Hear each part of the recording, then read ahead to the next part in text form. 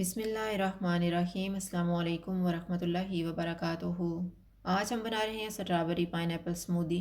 अगर आपको हमारी वीडियो अच्छी लगे तो लाइक करें और हमारे चैनल को सब्सक्राइब करें। तो शुरू करते हैं। मैंने 8 स्ट्रॉबेरीज ली हैं, आधा कप पाइनएप्पल, आधा कप दूध, आधा कप दही, 2 टेबलस्पून शहद और आइस क्यूब्स। इन सारी चीज़ों को जग में डालेंगे और ब्लेंड कर लेंगे।